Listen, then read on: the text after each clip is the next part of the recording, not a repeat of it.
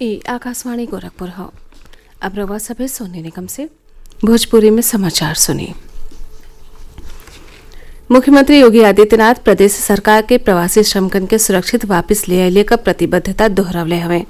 वहां के अधिकारियों के निर्देश दिहले कि लॉकडाउन के नाते और राज्य में फंसल प्रवासी श्रमिकन का सूची संबंधित राज्य सरकार से लिहल जाए, जवने से कामगारन के राज्य में ले आवे बदे मुफ्त में रेलगाड़ियों का इंतजाम कैल जा सके। मुख्यमंत्री प्रदेश में कार्यरत और राज्यन के ओह प्रवासी श्रमिकन का सूचियों संबंधित राज्यन के साथे साझा कैले का निर्देश दिहले हमें, जवन लोग अपने राज्य लौटल चाहेले। आज लखनऊ में एगो उच्च स्तरीय बैठकी में लॉकडाउन व्यवस्था का समीक्षा करत मुख्यमंत्री अधिकारियों के निर्देश दिहले कि ग्राम स्तर पर निगरानी समितियन के सदस्यन से संपर्क करके उनके कार्यों का फीडबैक लिहल जाए। वहां के कहने की कोरोना वायरस के जांच वाले प्रयोगशाला में इंतजाम के और बेहतर बनावल जाए। मुख्यमंत्री प्रदेश के अस्पतालों में पीपीई किट, N95 मास्क, सैनिटाइजर जैसन जरूरी सुविधा पुरहर उपलब्ध करावे का निर्देश दिहले हमें। श्री योगी प्रदेश में क्वारंटीन केंद्रन और कम्युनिटी किचन के व्यवस्था के और मजबूत कैले का निर्देश दिहले। वहां के कहने की सामुदायिक रसोई के जरिए सज्जो जरूरतमंद लोगिन के भोजन दिहल जाए। मुख्यमंत्री टिड्डी दल के प्रकोप से किसानन के फसलिन के बचावे बदे पुरहर सतर्कता बरतत कार्रवाई कैले का निर्देश दिहले हमें।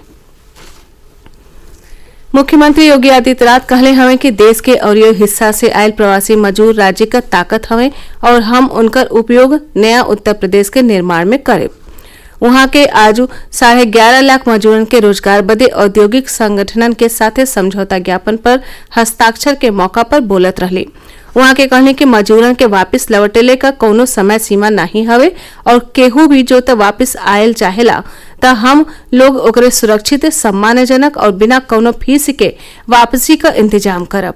श्री योगी कहले कि स्किल मैपिंग के मदद से हम हर मजदूर के रोजगार मुहैया करावे का कोशिश करत और हर हाथ के काम और हर घर में रोजगार के उद्देश्य से काम कर रहल है। प्रदेश के सूक्ष्म, लघु और मध्यम उद्योग विभाग और कई गो औद्योगिक और व्यापारिक संगठनन के बीच 11,50,000 कामगार मुहैया करावे के लेके सहमति पत्र पर दस्तखत कई गए।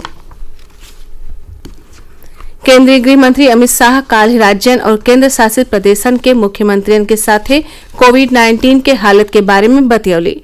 31 मई के चौथा चरण के लॉकडाउन खत्म भइले के बाद एह महामारी से निपटले के भावी रणनीति के बारे में वहां के मुख्यमंत्रियों से सुझाव मांगली। केंद्र मई और जून महीना खातिर 37 राज्यन और केंद्र शासित प्रदेशन बदे 8 लाख मीट्रिक टन अनाज का आवंटन कैले हवे।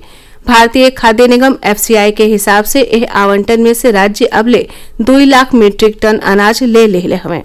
केंद्रीय उपभोक्ता कार्य, खाद्य और सार्वजनिक वितरण मंत्री रामविलास पासवान FCI से कहले हमें कि वो राज्यन से अनाज लेहले का कार्य जल्दी पूरा करें।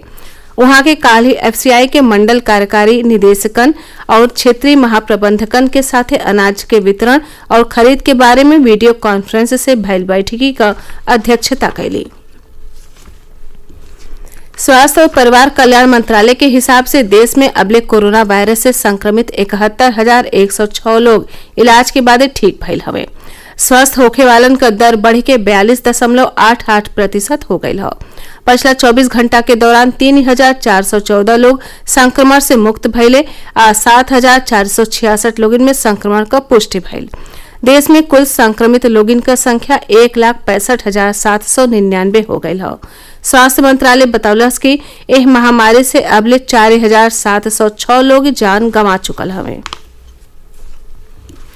आकाशवाणी का समाचार सेवा प्रभाग विशेषज्ञ राय श्रृंखला में कोविड-19 महामारी के बारे में चिकित्सा विशेषज्ञन के राय से अवगत करावेला।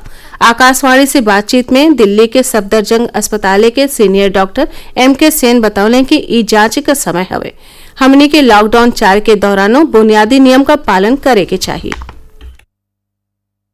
ये घड़ी एक परीक्षा की घड़ी है। ये वक्त हमें और भी अधिक मात्रा में संयम और सुरक्षा और अनुशासन, ये चीजों का ध्यान में रखना है। जो लॉकडाउन के मूल मंत्र हैं, जैसे कि सोशल डिस्टेंसिंग हुआ या स्वच्छता, cleanliness, use of mask, hand washing, इसको हमें निरंतर इसका पालन हमें करते रहना होगा।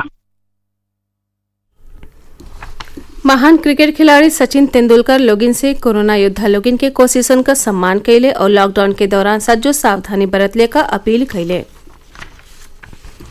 बनारस के रामनगर थाना क्षेत्र में गंगा नदी में नहाए गये 5 गो किशोर का बूढ़ गईले से आज मौत हो गई। इस सज्जो सिपहिया घाट पर नहाए बदे गयल रहे।